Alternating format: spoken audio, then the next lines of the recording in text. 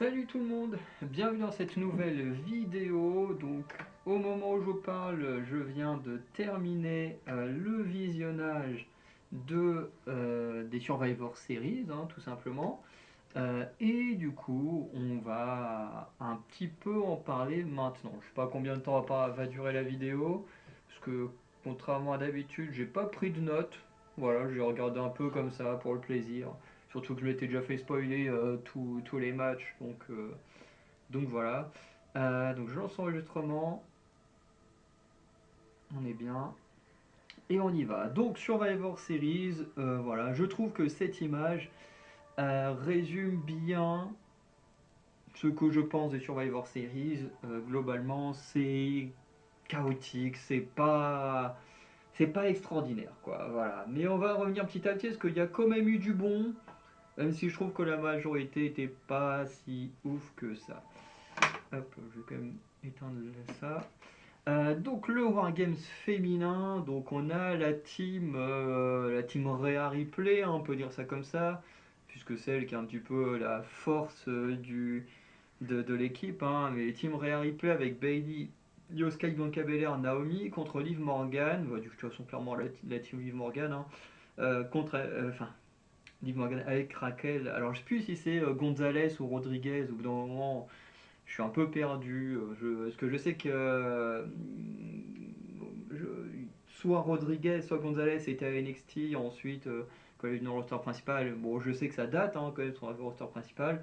Mais en même temps, elle est venue, elle s'est blessée, et puis là, elle est revenue. Au bout d'un moment, moi, j'ai fini par oublier parce que bon, bah, pour être honnête, j'en ai jamais eu grand chose à faire de Raquel. Donc voilà. Euh, Ensuite, on a Tiffany Stratton, Nia Jax et Candice LeRae. Donc, déjà sur la construction du Wargames féminin, il n'y a absolument rien qui va. À la limite, pour la team des femmes, des femmes, tous des femmes, pour la team des Heels, euh, c'est un peu fonctionné. Bon, on a Liv Morgan et Raquel Rodriguez qui sont en équipe, hein, voilà. Euh, depuis un petit moment même. Je crois même qu'avant sa blessure, Raquel était déjà avec Liv, si je dis pas de conneries. Et de l'autre côté, on a Nia Jax qui est entourée de Tiffany Stratton et Candice LeRae. Bon, les deux championnes sont affrontées à Crown Jewel. Liv Morgan a gagné, mais bon, apparemment, ça n'a pas empêché Nia Jax et Liv Morgan d'accepter de faire équipe contre la team de Rhea Ripley. Bon, à la limite, bon, déjà que Nia Jax et Liv Morgan fassent équipe, ça n'a pas trop de sens, alors qu'elles se sont affrontées il n'y a même pas un mois. Mais bon, à la limite, on peut laisser passer. Et le reste de l'équipe, bon, bah, c'est assez logique. On a le background de Liv Morgan et le background de Nia Jax. Donc ça, à la limite, ça passe.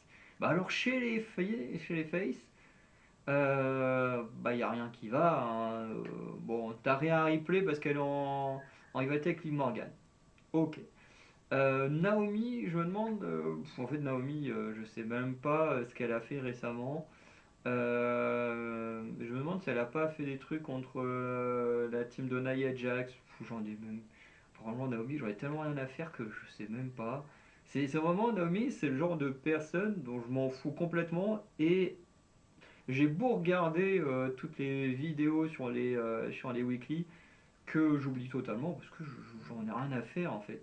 Voilà, ils ne l'ont jamais construit de manière intéressante donc j'en ai rien à faire. Et du coup, bah, Naomi, je sais pas.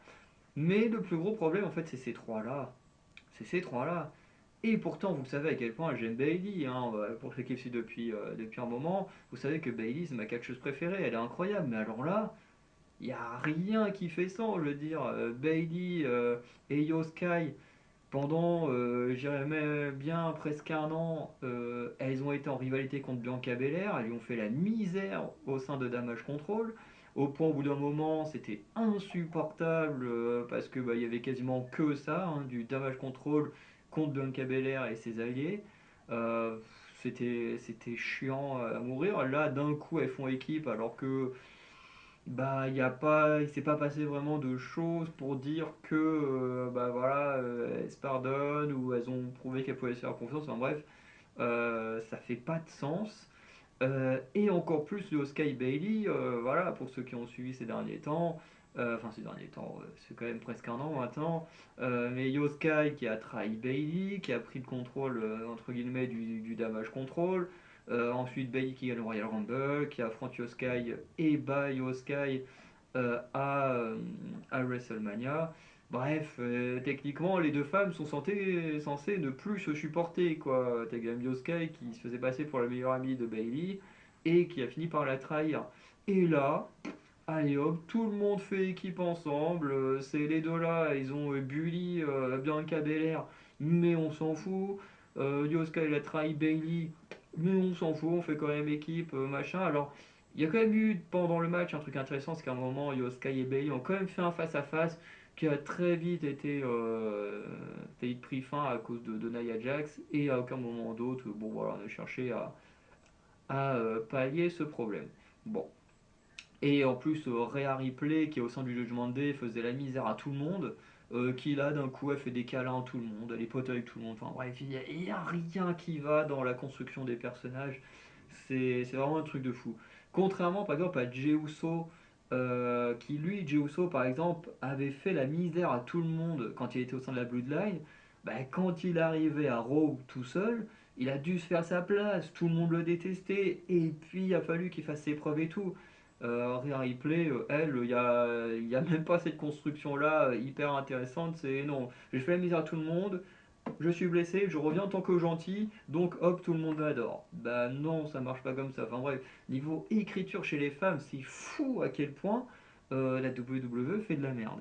Et le match en lui-même, bah il était pas ouf, hein. Déjà, quand le match commence et qu'au bout de même pas 2-3 minutes, t'as déjà des approximations, elles savent pas trop quoi faire, parce que ça commence entre Bailey et Nia Jax.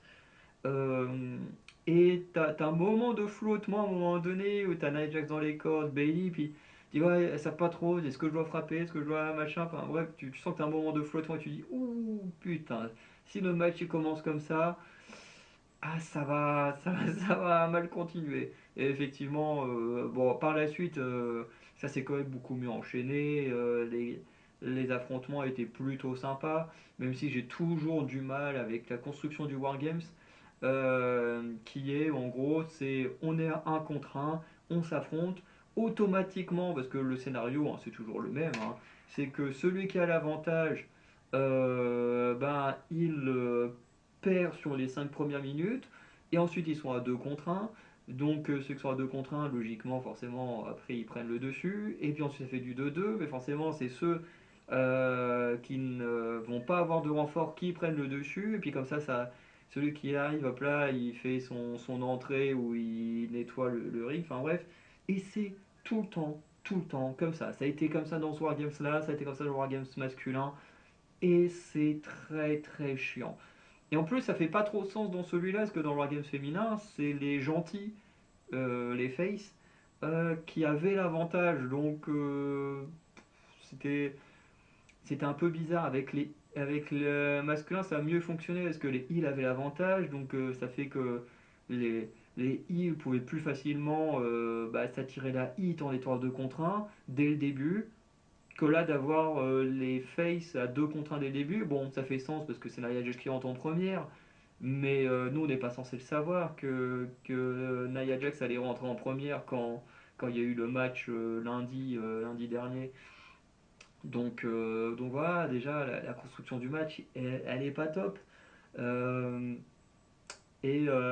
bon, moi j'ai envie de dire aussi, les sauts là, du haut de la cage, je commence un peu à en avoir marre, c'est tout le temps la même chose. Bon, là on a rajouté Tiffany Stratton hein, qui nous fait sûrement un moonsault ou une connerie du genre aussi, enfin bref. Honnêtement, moi ça me saoule un peu. En fait, c'est un peu comme le spot de Kofi Kingston au Royal Rumble. Vous savez, ce spot où quelqu'un est à deux doigts de l'éliminer, sauf qu'il se rattrape en sautant sur la barricade là, soit sur la table des commentateurs, soit sur une chaise, soit sur un truc. En bref, ils trouvent toujours un moyen de se rattraper. Ensuite, ils ont fait ça avec les femmes aussi, avec Naomi ou Casey Catanzaro, maintenant Katana Chance. Et en fait, le truc, c'est que tu le fais une fois. Ok, c'est cool. C'est marrant, voilà. Ce que quand tu le fais à chaque fois, tous les ans, mais en fait, au bout d'un moment, c'est nul, quoi. Il y a plus la surprise, il n'y a plus le côté waouh, c'était incroyable de voir ça. Non, en fait, c'est juste, en fait, tu dis, bon, ok, on a Kofi Kingston, bon, bah voilà, dans le match, il va juste faire ça. Voilà, au bout d'un moment, on va le dégager, il va se rattraper, et au moment où il va monter dans le ring, il va se faire éliminer. En plus, à chaque fois, c'est la même chose. C'est les mecs qui remontent, ou les meufs, elles remontent à peine dans le ring, paf, ils se font éliminer. Tu te dis, bon, en plus, ça n'a aucun sens. C'est juste pour montrer qu'ils ont un très bon équilibre et tout, mais rien, quoi. Vraiment, Kofi Kingston, ils font que ça depuis des années au Royal Rumble. Casey Catanzaro, Naomi, pareil, parce que quand Naomi a été virée, bah, c'est Casey Catanzaro qui faisait ce genre de truc.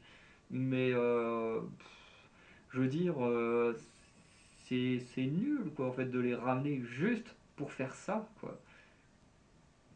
C'est nul. Bah, Yoskai, moi personnellement j'aime beaucoup Yoskai, mais la ramener dans ce genre de match juste parce qu'on sait qu'elle va faire un moonsault avec la poubelle du haut de la cage, bon, mais au bout d'un moment on l'a vu des tonnes de fois parce qu'elle le faisait déjà à NXT et continue de faire là. Bon, je sais plus s'il y avait déjà la poubelle à NXT, mais je crois que oui. Mais juste au bout d'un moment, c'est juste insupportable de mettre des personnes dans des matchs juste parce que tu sais qu'ils vont faire tel spot qu'ils font tous les ans. Et en fait, au bout d'un moment, moi, ça m'agace. Au bout d'un moment, ça m'agace qu'on les utilise que pour ça et pas pour faire d'autres choses intéressantes. Euh, donc voilà. À côté de ça, si on prend catcheuse par catcheuse, bon, Candice LeRae, honnêtement, c'était plutôt sympa. J'ai plutôt aimé son attitude, notamment pour rentrer dans le ring.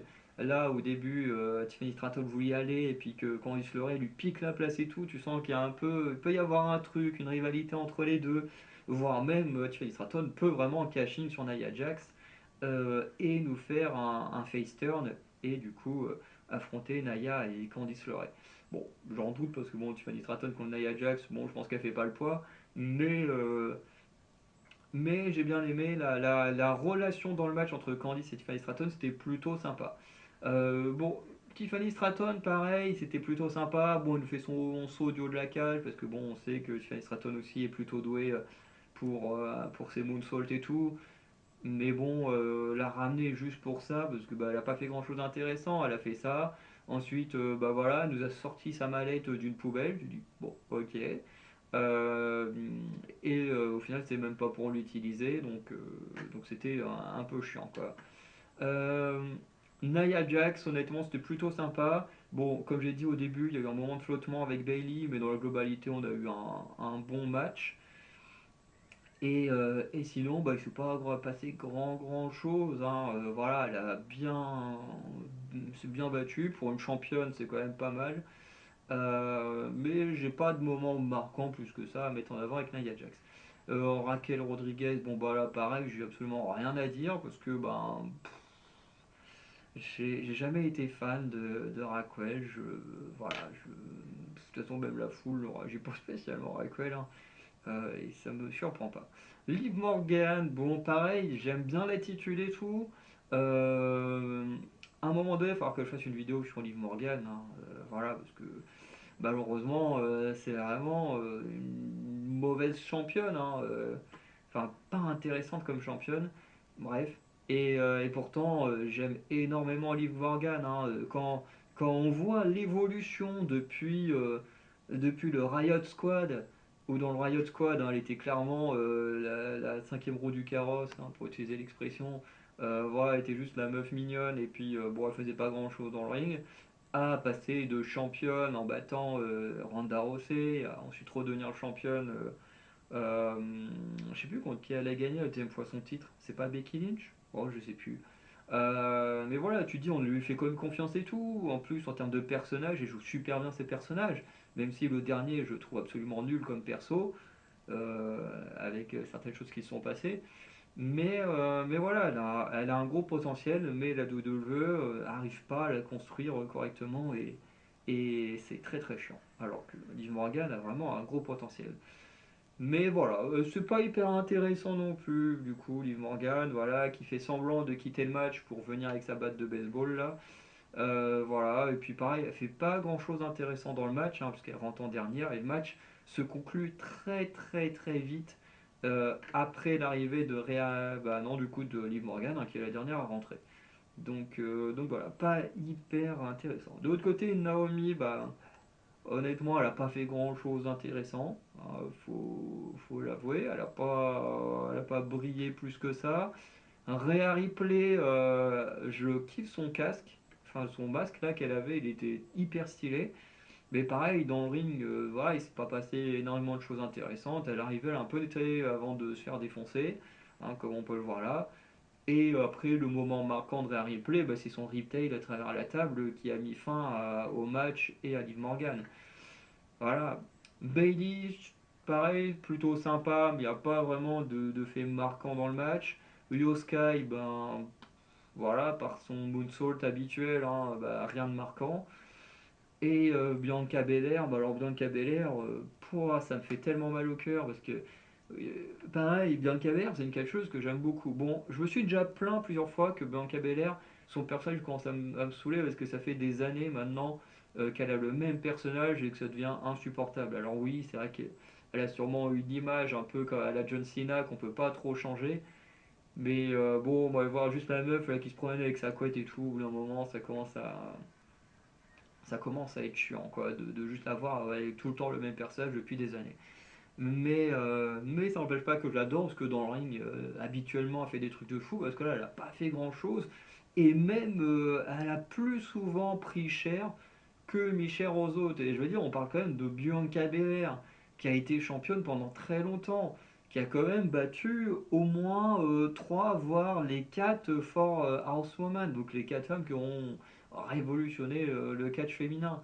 Je veux dire, elle a défoncé Bailey, elle a déjà défoncé Sasha Banks, elle a défoncé Becky Lynch. Charlotte Flair, je ne sais pas si Bianca Belair a déjà affronté Charlotte Flair. Mais tu dis, c'est quand même pas n'importe qui, Bianca Belair, elle a quand même eu un très long règne et tout. Et là, tu regardes Bianca Belair, mais tu demandes où elle est passée, la championne qu'on adorait, celle qui était vraiment combative, qui était méga puissante et tout. Enfin, là, il n'y a rien. Vraiment, on a perdu Bianca Belair. Depuis qu'on l'a foutu en équipe avec Jade Cargill, c'est vraiment une catastrophe. Et c'est pas de sa faute, hein. C'est vraiment le booking de toutes ces femmes, hein, qui est vraiment merdique. Mais bon, le match en lui-même, du coup, victoire des Face avec le tombé de Rhea Ripley sur Liv Morgan. Alors, comme tout le monde le dit, hein, et je suis totalement d'accord, on en a marre de voir Liv Morgan contre Rhea Ripley, sauf que forcément, Rhea Ripley fait le pin sur Liv Morgan, ce qui sera une excuse pour que Rhea Ripley dise voilà, je t'ai battu, c'est moi qui ai fait le tomber sur toi, donc je veux un match de championnat, et donc on n'en a toujours pas fini avec Nia Jax, Liv Morgan. J'étais en train de, dire de regarder le nom de Nia Jax. Avec Rhea Ripley, Liv Morgan. Et non, ça dure depuis beaucoup trop longtemps. C'est chiant. C'est chiant. Il y a vraiment rien qui va dans cette division féminine. LA Knight contre Shinsuke Nakamura. Voilà, donc Shinsuke Nakamura qui est revenu il y a 2-3 semaines. Voilà, qui a attaqué à plusieurs reprises LA Knight et qui du coup a le droit à sa chance pour le titre des États-Unis. Bon, j'ai envie de dire, dans la construction, c'est logique et pas logique en même temps. C'est-à-dire que ça se trouve, il y a plein de mecs qui font leurs preuves toutes les semaines et que finalement, bon, bah, on leur donne absolument zéro chance parce que bon, on nous avait promis un LA Knight, champion combatif, machin et tout. Et finalement, bah, faut le dire, hein, le règne de LA Knight a été très très décevant. Le gars, vraiment, son règne, ça se résume quasiment que, et je dis bien quasiment, que a une rivalité avec Andrade et Carmelo et Legado del Fantasma. C'est quand même assez triste, hein, parce que bon, même si j'ai jamais été en train de la hype LA Knight, ça reste quand même un très bon catcheur. Et voilà, tout le monde attendait qu'il ait enfin son règne, et au final, son règne est décevant. Je suis désolé de le dire, mais c'est décevant. Et du coup, c'est juste parce qu'il se fait agresser par Shinsuke Nakamura que Shinsuke Nakamura a une chance pour le titre. Bon, comme je disais, c'est logique parce que bah, LA Knight il se fait agresser, donc forcément il a un match pour se défendre. Mais en même temps, bah, ça se trouve, il y a plein de mecs, hein, qu'on a au placard qui pourraient également avoir cette chance-là, quoi. Je pense à des Apollo Crews qu'on n'a pas vu depuis très longtemps, par exemple, qui lui, bah, contrairement à Baron Corbin, n'a pas été viré, enfin du moins je crois pas. Donc voilà. Bon. Après, le match était sympa, sans plus, hein. Vraiment, Nakamura a quand même pas mal contrôlé le match. Honnêtement, si je m'étais pas fait spoiler le match, j'aurais pensé que LA Knight allait conserver. D'ailleurs, je pense que si j'avais fait des pronostics, j'aurais pronostiqué pour LA Knight, hein, très clairement. Je me suis dit, Nakamura, il revient tout juste, donc il peut pas gagner le titre maintenant. Et finalement, un peu de manière sournoise, et voilà, Shinsuke Nakamura va foutre les doigts dans les yeux à LA Knight, et il va lui envoyer un Kinshasa dans la nuque, et du coup il va remporter le match. Donc Shinsuke Nakamura, nouveau champion des États-Unis. Alors je suis très content pour Shinsuke Nakamura parce que bah, ça fait longtemps qu'il n'a pas eu un règne, hein. Ça doit bien faire quelques années. D'ailleurs je me demande si quand j'ai pris si ces règnes qu'il a eu avant ne datent pas d'avant que je reprenne le catch en 2019. Faudrait vérifier, mais j'ai pas le souvenir depuis 2019 d'avoir vu Nakamura avec un titre. Mais en même temps, à l'époque, en 2019, je faisais pas encore de vidéo, donc c'est possible qu'il y ait des choses qui m'aient échappé. Mais du coup, je suis assez content, parce que Nakamura, c'est pareil, c'est un très bon catcheur. Pas un catcheur dont je suis hyper fan, même si son ancien thème d'entrée, parce que du coup ils l'ont changé, mais son ancien thème d'entrée, j'étais hyper fan. Qu'est-ce que j'adore écouter son ancien thème, avec les violons et tout, incroyable. Après, ils l'ont un peu remasterisé, c'est sympa, mais pour l'instant, je suis encore plus ou moins attaché à l'ancien. Mais du coup, voilà, à voir ce que ça va donner, parce que le match en soi, il était très court, il était pas si ouf. Voilà, on a eu une fin surprise avec un LA Knight, hein, je trouve battu très facilement. Voilà, juste des doigts dans les yeux, un Kinshasa et hop, c'est fini. Bon, ça m'a surpris, même si je savais que Shinsuke Nakamura allait gagner, j'ai été surpris que ça se fasse quand même aussi vite. Mais bon, à voir maintenant, est-ce que Nakamura va avoir un meilleur règne en tant que heel avec ce nouveau personnage? À voir, ça pourrait être intéressant. Moi, j'avoue que le Nakamura heel là qui avait affronté Seth Rollins il y a quelques mois, j'avais adoré. Donc, à voir ce que va donner ce Nakamura heel champion. Voilà, j'ai hâte de savoir. Après, bon, bah, c'est triste pour LA Knight, hein, mais je crois que LA Knight, malheureusement, il va retourner dans la lead card et c'est assez triste pour lui. Ensuite, le bon match, enfin. Bon, j'avoue que le War Games masculin, j'ai quand même passé un bon moment. Mais je pense que l'un des meilleurs matchs, voire peut-être le meilleur match, hein, c'est celui-ci. Braun Breaker, Sheamus, Ludwig Kaiser, pour le titre intercontinental. Franchement, très très bon match. Ouais, j'ai pas grand chose à dire. On a trois excellents catcheurs. Même si, bon voilà, moi, je suis un grand fan de Braun Breaker depuis que j'ai découvert NXT, où il est absolument incroyable et ça n'a pas changé pendant ce match. Ludwig Kaiser, pareil, très bon catcheur, même si je connais moins. C'est même celui des trois que je connais le moins, parce que bah, du coup, bah, dans les PLE, il est rarement booké, donc voilà. Et Sheamus, bon bah lui je le connais depuis ses débuts, donc voilà, même si j'ai pas regardé le catch en continu pendant les années 2010, mais du coup j'ai bien connu ses débuts et quand j'ai repris le catch. Donc Sheamus quand même, voilà, un bon catcheur. C'est pas mon style de catch préféré, les brawlers, mais ça reste un très très bon élément à la WWE. Et j'avoue que le résultat m'a pas surpris, hein, forcément. Braun Breaker va conserver son titre intercontinental. C'était un très bon match. Franchement, j'ai passé un bon moment. Le match, je crois qu'il a duré une dizaine de minutes. Pour moi, il a passé beaucoup plus vite, hein. Voilà, en fait, c'était tellement bien que voilà, le temps il est passé très vite. En plus, avec un Braun Breaker qui est toujours aussi bon, que ce soit dans la voltige, dans ce côté, voilà, on envoie du lourd dans la gueule des adversaires et tout. Donc franchement, c'était plutôt pas mal. Euh, Après, je sais plus sur qui il fait le pin Braun Breaker, mais ça change pas le fait qu'on a eu un très bon match.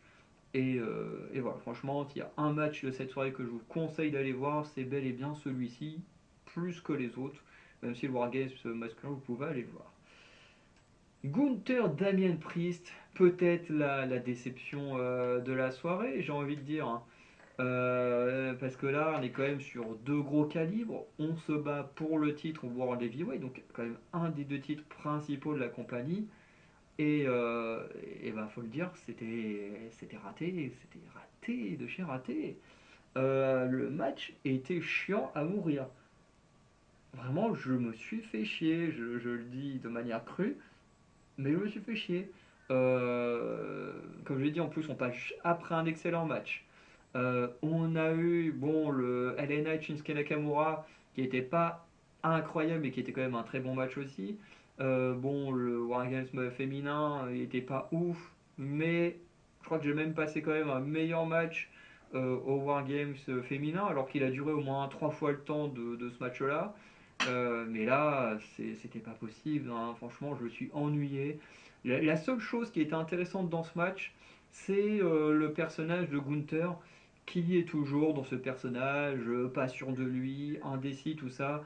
Et ça s'est beaucoup retrouvé ben, dans le ring, hein, voilà, un peu fuyant, dans ses expressions, tu sens qu'il est pas à fond, qu'il n'est pas confiant et tout. Donc ça, j'avoue que j'ai beaucoup aimé. La psychologie de Gunther et tout, ça, j'ai plutôt bien aimé, franchement.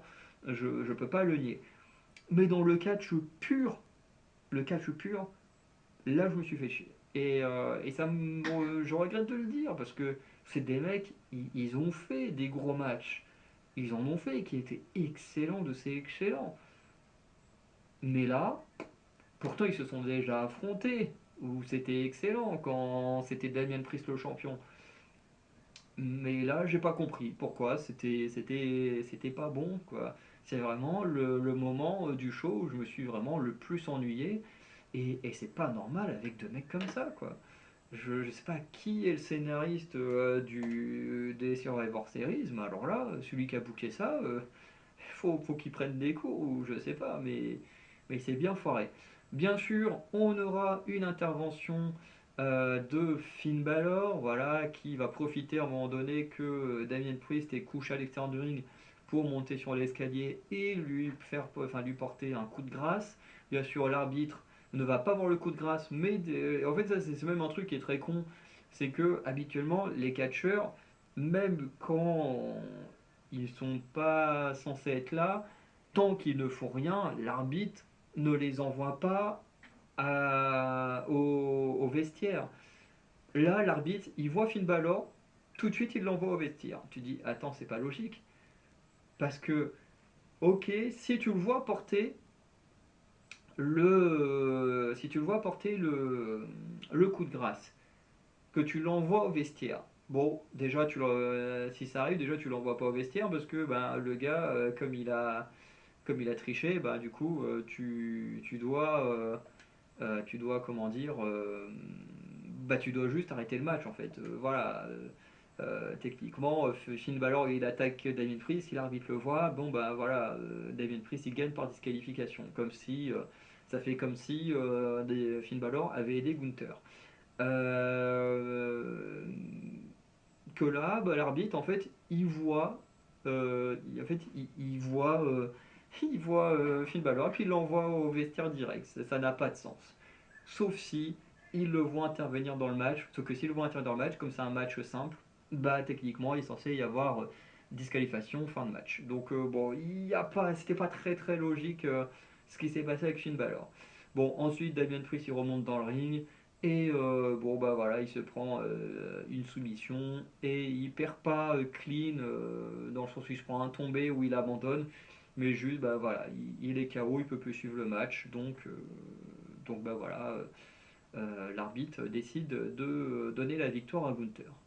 Bon voilà, ouais, pas fan du tout de ce match. Et on termine sur War Games masculin, donc avec la Bloodline originale, avec Roman Reigns, Jey Uso, Jimmy Uso et Sami Zayn accompagné de CM Punk, contre New Bloodline, donc Solo Sikoa, Tamatonga, Tonga Loa, Jacob Fatu et accompagné de Bronson Reed. Et le match était beaucoup, merde, était beaucoup mieux que le féminin. Ça, je peux pas le nier, hein. Franchement, j'ai passé un meilleur moment dans celui-là que le féminin. Bon, déjà, il y a des choses qui ne font pas sens, mais il y a quand même toujours plus que le féminin. C'est-à-dire que d'un côté, on a la réunion de la Bloodline originale. Ça fait plusieurs mois que je le dis, qu'un jour on aura Roman Reigns, Jey Uso, Jimmy Uso et Sami Zayn qui se réuniront pour affronter la Bloodline de Solo Sikoa. C'est logique, c'était normal. Je pense que n'importe qui pouvait le deviner. Bon, par contre, que CM Punk soit le cinquième membre, bon, ça, vous avez vu ma vidéo peut-être sur qui sera le cinquième membre de la Bloodline. Bon, bah, du coup, vous avez vu que ce soit pour la Bloodline de Roman Reigns ou de Solo Sikoa, à aucun moment j'ai pensé à un CM Punk. Bon. Mais en soi, c'est vrai que ça fait sens sans faire sens. Que dire que oui, CM Punk et Roman Reigns sont tous les deux liés par Paul Heyman, voilà, juste là. Et en même temps, bon, ça sort un peu de nulle part, quoi. Voilà. Après, pour les gens qui sont fans de tout ça, bon, bah, ils sont contents. Moi, personnellement, CM Punk, c'est. En fait, je déteste l'homme, mais en même temps, il fait du bon travail. Donc, c'est compliqué, hein, CM Punk. Mais,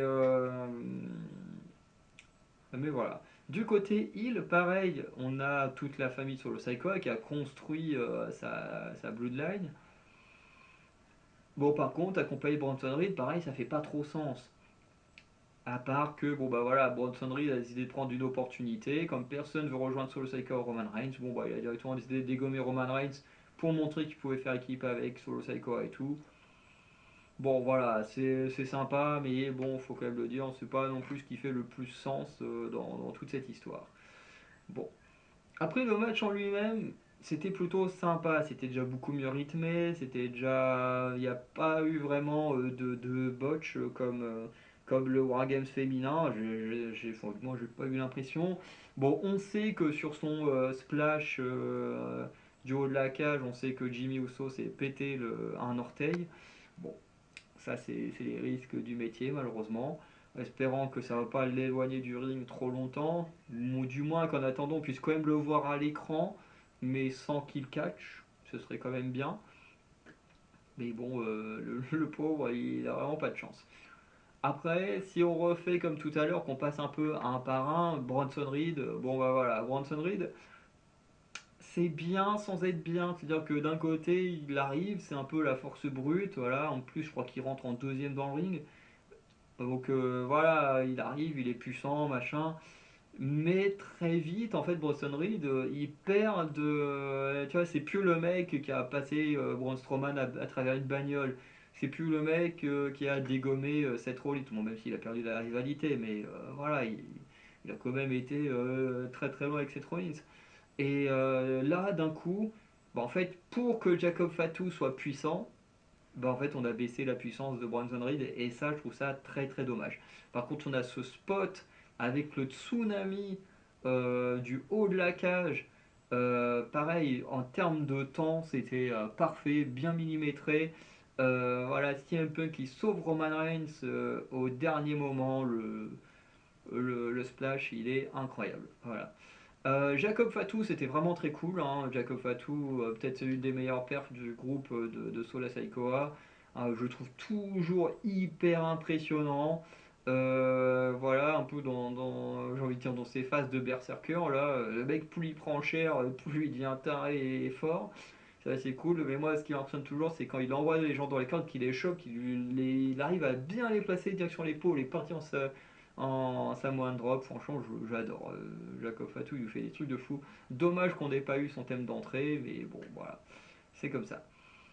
Tonga Loa, bon, voilà, hein, pas grand chose à dire, hein, comme d'habitude, hein. Au moins, cette fois, il n'aura pas fait de botch pendant le match. Mais voilà. Tamatonga, attends, est-ce que je confonds les deux? Oh, peut-être, je sais plus. Tamatonga, c'était plutôt pas mal, hein. Il commence le match contre Jey Uso, hein. D'ailleurs très intelligent de patienter au maximum, de recevoir de l'aide, hein, puisque bah, c'est la team Heal du coup de Sikoa qui était censée avoir un allié en premier. Donc plutôt logique de faire durer, de jouer la montre quoi. Donc plutôt intelligent. Après sur le reste du match, il fera pas grand chose d'intéressant. Dès qu'on commencera à voir Bronson Reed, Jacob Fatou, bon bah là malheureusement, Tamatonga, Tongaloa, voilà, il n'y a plus grand chose à dire. Solo Sikoa, c'était plutôt cool, hein, voilà. Euh, Quand il est arrivé, vraiment, il est arrivé en mode boss, vraiment de la Bloodline, il a donné des ordres à tout le monde, enfermé Roman Reigns dehors. C'était vraiment pas mal. Euh, Franchement, j'ai bien aimé ce moment où il est entouré de toute la Bloodline originale, voilà, qui refuse de reconnaître Roman Reigns et que du coup il se prend tous les finishers de tout le monde, voilà, pour terminer le match. C'était vraiment sympa. Malheureusement, bon bah, on verra ce que donnera la New Bloodline, hein, mais franchement, j'ai trouvé le truc plutôt sympa. Le final, en tout cas, pour moi, était beaucoup mieux que le féminin, même si un riptail à travers une table, c'est génial, mais bon. Là, j'ai envie de dire que depuis le temps qu'on voulait que Solo Sikoa soit puni, là, on a eu la punition. Parce que pour Liv Morgan, il n'y a pas ce même effet, parce que bah, Liv Morgan, les mecs sont tellement débiles qu'en fait, eux, ils sont en mode ah ouais, qu'est-ce que j'aimerais être à la place de Dom Dom. Bon, aujourd'hui, le personnage de Dom Dom est. À la limite, ce serait compréhensible aujourd'hui, les deux s'entendent très bien. Mais je veux dire, quand entendais les mecs dire ça à l'époque où Liv Morgan était très clairement sur un personnage qui harcelait sexuellement Dominic Mysterio, tu te dis en fait, les fans de Liv Morgan, ils ont vraiment rien dans le crâne et ils sont vraiment trop chelous, quoi. Et, euh, et du coup, bah, en fait, le fait que Rhea Ripley punisse Liv Morgan, du coup, ça n'a pas le même effet que Solo Sikoa. Parce que bah voilà, les gens qui sont fans de Rhea Ripley, forcément, ils vont être contents. Mais Liv Morgan a quand même une fanbase tellement énorme que ça marche moins bien. Que là, la punition de Solo Sikoa, elle était géniale. Parce que bah, déjà en face, on a plein de mecs que soutiennent énormément le public. CM Punk, Sami Zayn, Jey Uso. Bon, Roman Reigns et Jimmy quand même aussi, hein, ils reçoivent des bonnes pop, mais c'est pas aussi souvent que les autres. Même si bon, Roman Reigns on a quand même eu très souvent, hein, Jimmy Uso aussi, parce qu'il fait partie d'une des meilleures équipes de l'histoire, mais je veux dire, ces derniers temps, voilà, on en a quand même trois qui ont pris des pop assez régulièrement. Et donc dès qu'ils font leur finisher, forcément, ça pop.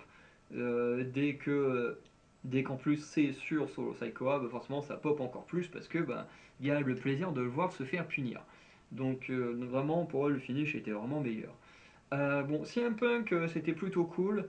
Dans la cage, voilà, on a toute cette histoire avec Roman Reigns. Voilà, est-ce qu'ils vont cohabiter ou pas. Voilà, le moment où il pousse Roman Reigns pour sortir de la cage en premier, aller dans le ring, ça c'était marrant. Après, dans le ring, je trouve qu'il a pas fait grand chose d'excellent non plus, hein. Il s'est bien battu, mais voilà, il n'a pas eu de spot incroyable, hein.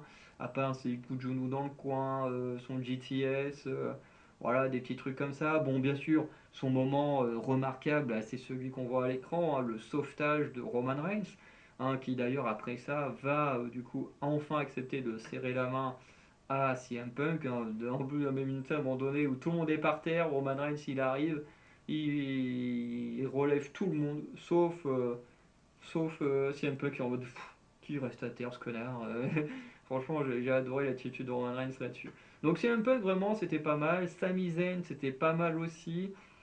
Euh, voilà, c'était sympa. Je l'ai pas trouvé aussi marquant qu'il y a 2 3 ans quand du coup il devait faire ses preuves auprès de la Bloodline dans le Wargames.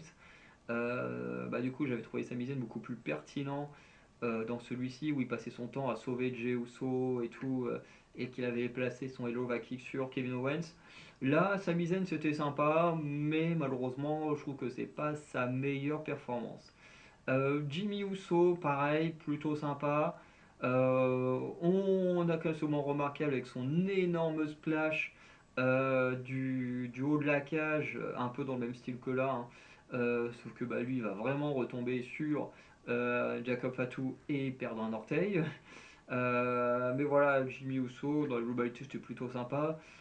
Jey Uso, il arrive, il fait le début de match. Par la suite, bah, j'ai pas trouvé que c'était si incroyable. En même temps, faut le dire que Jey Uso est assez limité en termes de prise. Alors, il connecte super bien avec le public, avec ce truc du hit. Personnellement, moi, je suis pas dedans. J'adore les Uso, mais ce truc du hit, personnellement, ouais, je rentre pas dedans. Voilà, mais il faut quand même reconnaître que bah, Jey Uso, en termes de palette technique, il est quand même assez limité. Même si c'est plutôt sympa en plus quand Jey Uso est dans le ring, ensuite c'est forcément c'est Jimmy qui le rejoint. Donc forcément on a l'association des Usos qu'on attend depuis bah, leur départ de la Bloodline. Donc forcément que ça fait plaisir de revoir les frères jumeaux en équipe. Mais à part ça, je trouve que les deux, enfin si Jimmy Uso en fait il y a même plus en étant moins longtemps dans le ring, je trouve qu'il s'est mieux battu que Jey Uso. Et Roman Reigns, bah, c'était plutôt sympa. Voilà, pas la meilleure perf qu'on a vue ces derniers temps, mais c'était plutôt sympa.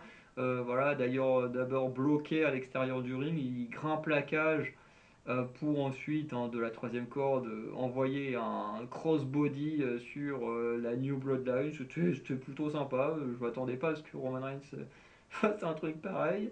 Et après, bon, bah, on est dans du classique. Hein, voilà, on fait ce qu'on connaît. Et puis voilà, bon, ça reste sympa parce que bah, voilà, c'est Roman Reigns, il joue super bien. Et à droite à gauche, ça s'envoie dans la gueule. Mais voilà, en tout cas, le Wargames masculin était quand même mieux que le féminin. C'était pas non plus des pépites de chez pépites, mais je trouvais qu'on a eu un Wargames masculin plutôt honorable. Et au moins, on a fini sur un bon truc pour ce show. Je trouve que c'est quand même pas plus mal. Voilà.